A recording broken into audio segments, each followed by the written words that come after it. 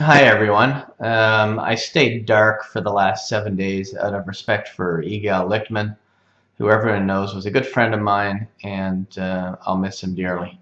But now it's time to get back to domains. So welcome back to the artofthename.com. I always want to say the artofthedomain.com, but it's a good thing I own both typos because I know you weasels would find a way to go get it.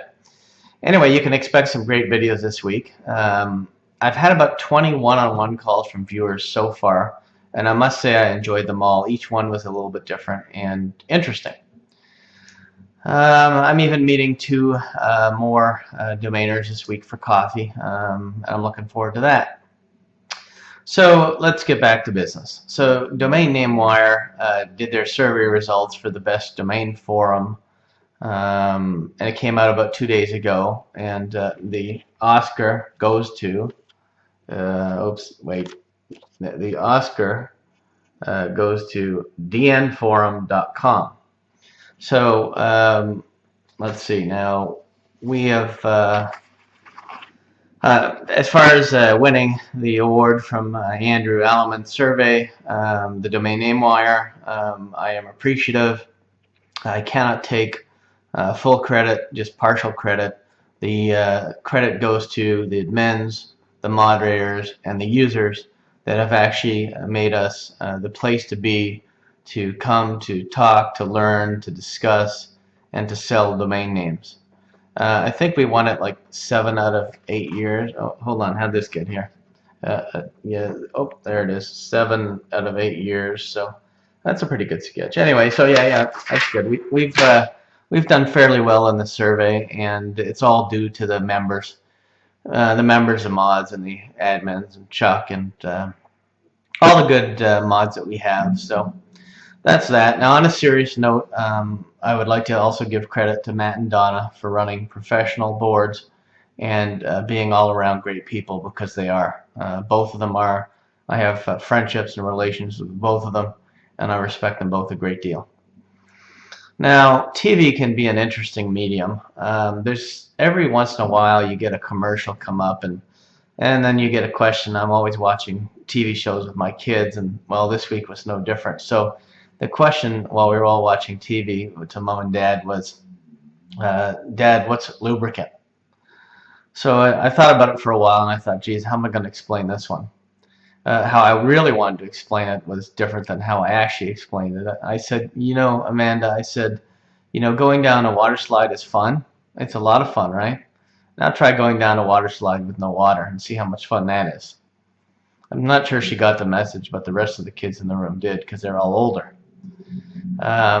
And what I really wanted to say in a more crude way was, when you've been married 18 or 19 plus years, sometimes you need a bit of a jump start. Or I could have said something even more cruder, but I decided not to. So anyway, TV provides you with all kinds of great questions, and we've had the what are condoms things and all those other things that came up, but this week it was lubricant. Anyway, so now we're going to get into a real topic, and it's how to sort your domain names.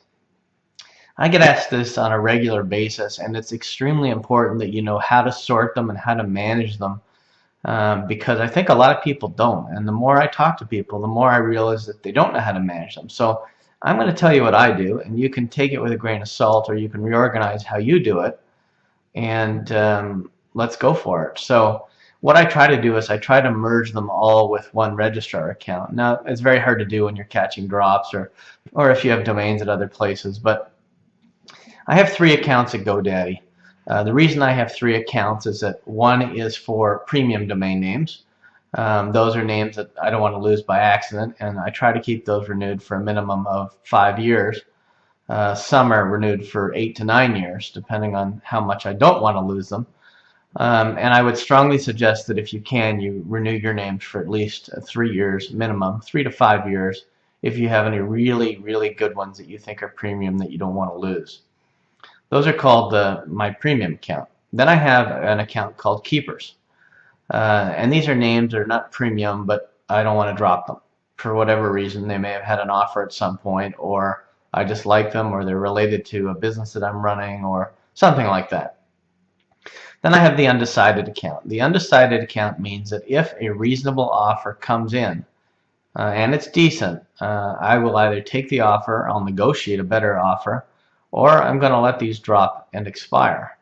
So I don't have to worry so much about the undecided account because I really could care less. I don't know what I was thinking with some of them when I registered them, and I just keep an eye on it.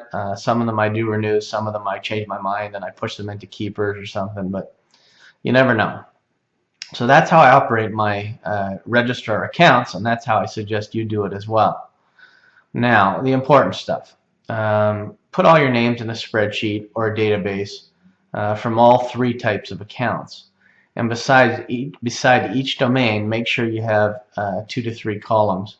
The first column should be how much you paid for the domain name, so that when you need to sell it, to make a profit, you know exactly what you paid for it.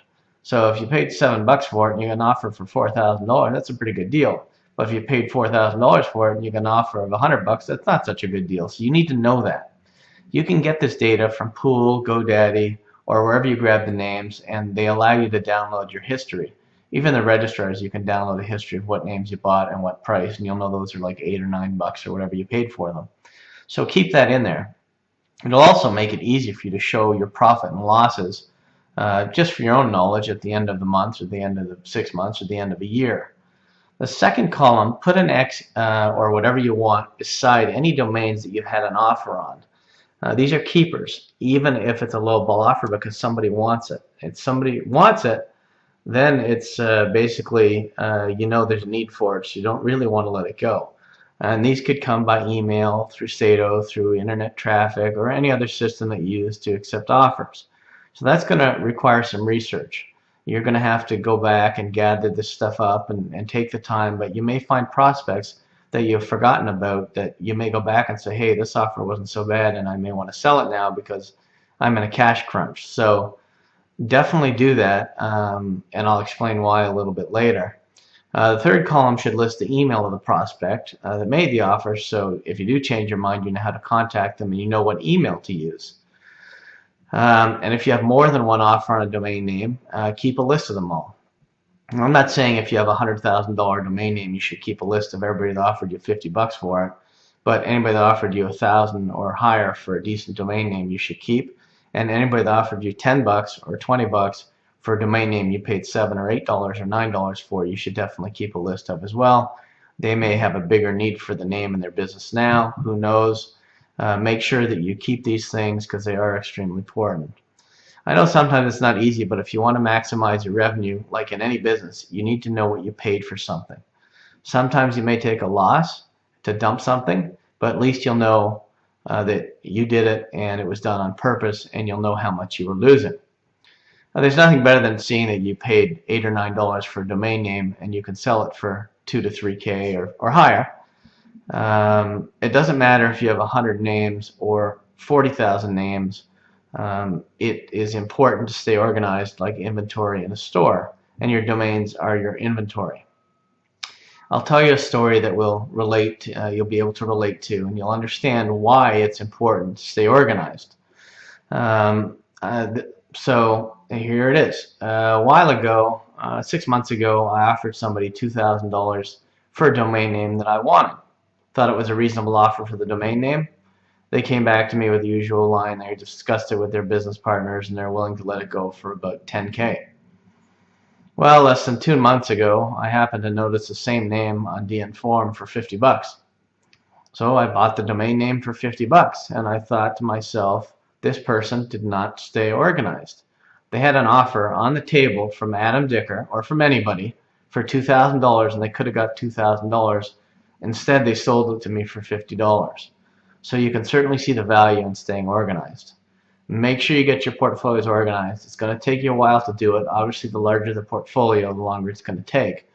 But in the short run, in the long run, for the future, for everybody, it's going to make it a lot easier if you do stay organized. So I really can't stress how important good organization is to any business. Obviously, if you can't keep track of your inventory, your employees are going to rob it in a store. Like I said, it doesn't matter if you have 100 names or 40,000 names.